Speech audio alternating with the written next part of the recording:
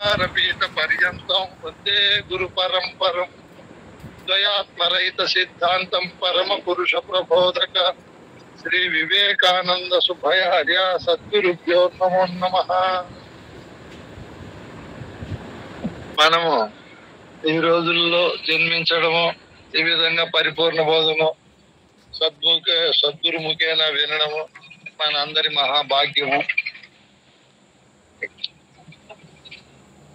ఎందుకంటే నేడు అనేక రకాలుగా విప్లవాత్మకమైన మార్పులు, ఎన్నో రకాలైనటువంటి ఆధునిక సౌకర్యాలతో మనం జీవితాన్ని గడుపుతున్నాము. ఈ రోజుల్లో రికార్డింగ్ ఫెసిలిటీ ఉంది, పుస్తకాలు ఉన్నాయి, సెల్లులో అనేక కోణాల్లో మనం సెల్లును వాడుకునే పద్ధతులు అన్ని వచ్చాయి. ప్రాచీన కాలంలో గురువుల దగ్గర శిష్యులు బోధన అభ్యాసం చేసే సమయాల్లో అప్పుడు ఇవన్నీ లేవు. కేవలం గురువు దగ్గర మనం ముందు చెప్పుకున్నట్లు బాగా శ్రవణము చేయడము, దాన్ని బాగా స్మరణలో ధారగా పెట్టుకొని దాన్నే ధ్యాసతో ఉంటూ గురువుకు ఆ బోధనంతా ఒప్పజెప్పేవారు. ఆ రోజుల్లో పుస్తకాలు ఉండేవి కాదు. ఈ విధంగా రికార్డింగ్ ఫెసిలిటీస్ కానీ దృశ్య శ్రవణ సాధనాలు కానీ ఉండేవి కాదు. కేవలం గురువు దగ్గరే అభ్యాసం చేయడము, దాన్ని అనేక కోణాల్లో అనేక పద్ధతుల్లో ఈ పునః విచారిస్తూ స్మరిస్తూ మళ్ళీ గురువులకు ఒప్పజెప్పి జీవిత పర్యంతము దాన్ని గుర్తించుకునేవారు. చూడండి, అప్పుడు ఎంత కష్టం ఉంటుంది. గురువు ఒక్కసారే చెప్తాడు. అది వీళ్ళు ఏకసంతాగ్రహులై అతి జాగ్రత్తగా శ్రవణము చేసి ఏకకాలములోనే దాన్ని అభ్యాస పద్ధతుల్లో తన హృదయములో ఘనీభవింపజేసుకొని మళ్ళీ గురువు 2 సార్లు 3 సార్లు పుస్తక రూపంలోనూ ఉండేది కాదు. ఇంక ఎంత శ్రద్ధ, ఏకాగ్రత, దానిపైన ధ్యాస ఉండాలి ఆ రోజుల్లో. అప్పటి రోజుల్లోనే ఈ నవవిధమైనటువంటి భక్తి పద్ధతులు, అనన్య భక్తి, ఏకాంత భక్తి, ఇవన్నీ ఆ రోజుల్లో ఉండేటివి. అప్పుడు రాసి పెట్టిండే పద్ధతి భక్తి అదంతా కూడా. కాల ప్రవాహం మారిపోయింది. మనం బాగా ఆలోచన చేస్తే ఆ రోజుల్లో మానవులకు ఇప్పుడుండే సౌకర్యాలు ఉండేవి కాదు. నీటి నుంచి, ఆహారం నుంచి, వస్త్రము నుంచి, గృహము నుంచి, వైద్యము నుంచి, ధనము, పంటలు, ఇవన్నీ కూడా విశాలమైనటువంటి ఈ రోజుల్లో ఉండే సౌకర్యాలు ఆ రోజుల్లో ఉండేవి కాదు. గురుకుల వాసానికి పోయి గురువు దగ్గర అత్యంత భయము, భక్తి, వినయము, విధేయత మరియు గురువును పరమాత్మ స్వరూపంగా భావించి అభ్యాసము చేసి మన వరకు వాళ్ళు పయనింపజేశారు బోధన. అంటే అటువంటి గొప్ప మూర్తిత్వం కలిగిన వాళ్ళను మనము ఉపమానంగా తీసుకుంటూ వారినే మనము దివ్యమైనటువంటి మార్గదర్శక ప్రబోధకులుగా భావిస్తూ మనం ఈ రోజుల్లో అభ్యాసం చేయాలి విద్యను. అందుకే ఏ రోజుల్లో అయినా గురు సన్నిధానంలో ఎక్కువ శ్రవణం చేయాలి బోధన.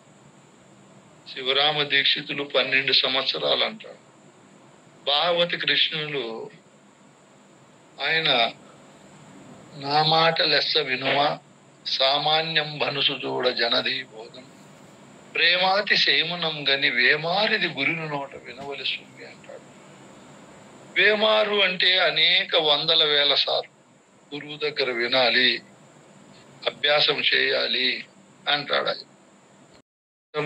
సద్గురువుకు దాసాను దాసుడునై ఈ బోధను గ్రహించి మీకు అందిస్తున్నాను, మీరు కూడా ఆ పద్ధతుల్లో శ్రవణం చేయండి అని చెప్తారు.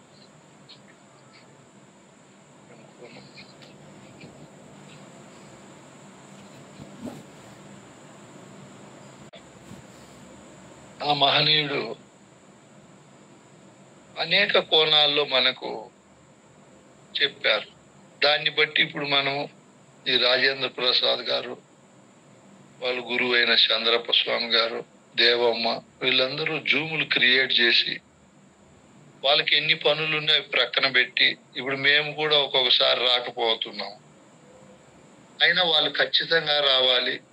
వాళ్ళు దాన్ని ఆన్ చేసి మనసు దగ్గర పెట్టుకొని ఒక నిమిషం కూడా హెచ్చు తగ్గులు కాకుండా నడిపించాలి. వీళ్ళు మనందరికీ ఎంతో ఉపకారం చేస్తున్నారు. దాన్ని మనం గుర్తించుకొని మనము సమయానికి వచ్చి మన వరకు చెప్పేకి బాగా వినేకి ప్రయత్నం చేయాలి. సాయంకాలంలో ఈ సబ్జెక్టులు చెప్పడము, మళ్ళీ అంతమంది చెప్పింది వినడము, అది హృదయంలో ఘనీభవించి బాగా ముందు ముందు మనకి ఎంతో ఉపయోగపడుతుంది.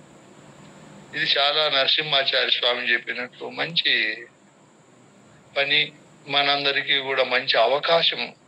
దీన్ని సద్వినియోగం చేసుకోవాలి. ఉదయం మనం భగవద్గీతను చెప్పుకుంటున్నాము, దాన్ని ఇంకా విశేషంగా చెప్పుకుంటూ భగవద్గీత సారాన్ని కూడా వస్తానమ్మా అద్భుతమైన పద్ధతుల్లో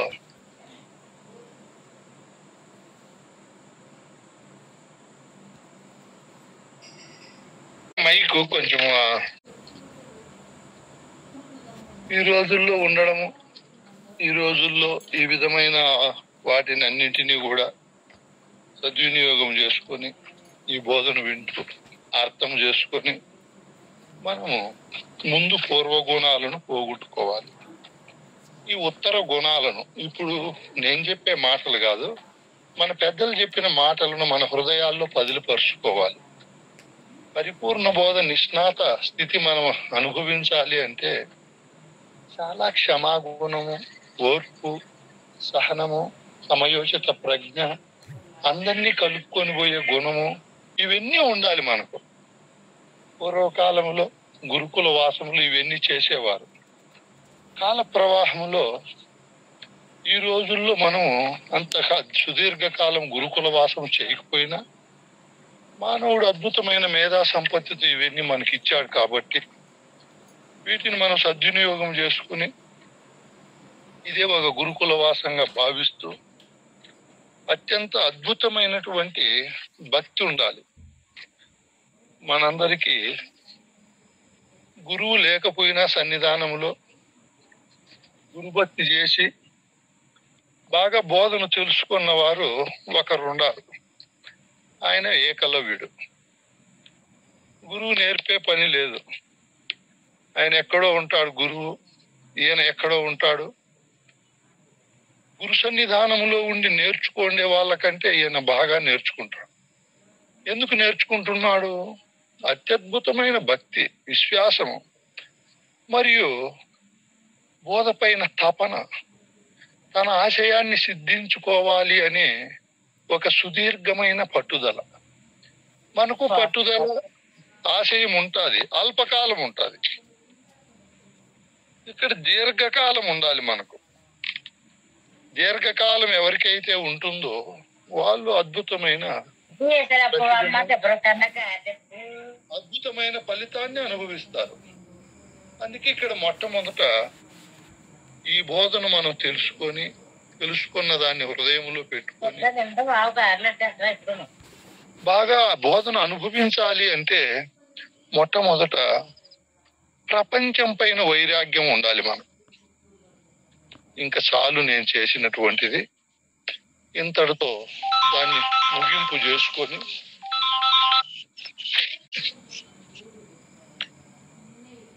ఇంక నుంచి నేను ఈ బోధకే సర్వశక్తుల కృషి చేయాలి అని ఒక సుసంకల్పంతో మనం ముందుకు నడవాలి. ఎవరైతే దీనిపైన ధ్యాస పెట్టి చేస్తారో వాళ్ళు ఖచ్చితంగా విజయాన్ని పొందుతారు. అందుకే మన పెద్దలైన మహనీయులు సాధన చతుష్టయ సంపదలు చెప్పారు. విద్య అయినా కూడా లభిస్తుంది. అది ఆత్మ విద్య కావచ్చు, పరిపూర్ణ బోధ కావచ్చు, లేదా ఏదైనా సరే మోక్షాపేక్ష కలిగి ఉండాలి మొదట. ఇవన్నీ కూడా సంపదలు. మనకు ఉందాయా లేదా అని మనం గ్రహించాలి. ఈ సంపదలు మోక్షాపేక్ష అనేది ఉందా లేదా, సమాధి సత్కమ సంపత్తి ఉన్నదా లేదా, కేవలం మనం వీటిని నేర్చుకొని చెప్తున్నామా, ఇందులో అన్ని భూమికలను నేను అనుభవిస్తున్నానా లేదా అని. ఈ భూమికలన్నీ ఎవరైతే అనుభవిస్తారో వాళ్ళు ఈ ప్రపంచంలోనే గొప్ప బోధ స్థితి పురుషులు అవుతారు. ఈ విధంగా ఈ సంపదలన్నీ కలిగి అత్యద్భుతమైన గురుభక్తి ఉండాలి. ఇందాక మన విజయమ్మ గారు చెప్పినట్లు ఒక్కొక్క భక్తితో ప్రాచీన కాలంలో ఒక్కొక్కరు తరించారు. ఆ విధంగా మనకు భాగవతము, పురాణాలు, ఇతిహాసాలు ఇవన్నీ చెప్తున్నాయి. ఇప్పుడు మనము అన్ని ఒకే విధంగా గురువు దగ్గర చేశామనుకో, ఇంకా మనకు సమానులు ఎవరుంటారు? ఎవరు ఉండరు. అందుకే ఎప్పుడు శ్రవణం చేయాలి. బోధన అవకాశం ఉంటే చాలు జూమ్లో వినడము, లేదా వాళ్ళు వాట్సాప్ల్లో పెడుతున్నారు ఆ బోధలు వినడము, లేదా సాటి గురుపుత్రులకు ఫోన్లు చేయడము, లేదా సత్సంగాలు పెట్టినప్పుడు అక్కడికి పోయి ప్రశాంతమైన హృదయాన్ని ఏర్పాటు చేసుకొని ప్రవిమలమైన చిత్తము కలిగి బాగా శ్రవణము చేశామనుకో ఖచ్చితంగా ఫలితం ఉంటుంది. ఫలితము లేకుండా పోనిపోదు. ఏ పని చేసినా ఫలితం ఉంటుంది. ఆ శ్రవణము చేస్తూ శ్రవణము చే దాని బాధాన్ని ధ్యాసగా పెట్టుకోవాలి. ఆ బోధ చేసే వారికి మనము దాసులమై ఉండాలి. వారితో హృదయము సఖ్యతగా పెట్టుకోవాలి. అదే దాన్ని మనం వందనం చేయాలి, స్మరణ చేయాలి, కీర్తనం చేయాలి. ఆ బోధ చెప్పే వారి యొక్క పాదాలను సేవించాలి. ఇంకా ఈ బోధ తప్ప నాకు శరణ్యము లేదు, ఈ బోధే నన్ను తీర్చిదిద్దుతాది, ఉత్తమోత్తమ మానవ ఫలాలను పొందింపజేస్తాది, ఈ బోధ ప్రయోజనము నేను అనుభవించగలుగుతాను అని ఆశయ సిద్ధి పైన ఎప్పుడు తన ఆత్మను నివేదించాలి. దానికే సరెండర్ చేయాలి మనం. ఇంకా నాకు సృష్టిలో ఏది ఈ బోధ కంటే ప్రధానమైనది కాదు, ముఖ్యమైనటువంటిది కాదు. మరి ఈ బోధ ఇచ్చే సుఖాన్ని, శాంతిని, మరియు ఆనందాన్ని, నిర్మలత్వాన్ని, జనన మరణం అనే ఘోర సంసార బాధను పోగొట్టేది, ప్రయోజనాన్ని శాశ్వతంగా కలిగించేది ఇంకొకటి లేనే లేదు అని బాగా దృఢం చేసుకోవాలి. మీకు నేను ఒక కథ కూడా చెప్పాను. పరిపూర్ణ బోధ తెలుసుకున్న వారు ఏ భావముతో ఉండాలి నాయన దేవమ్మ?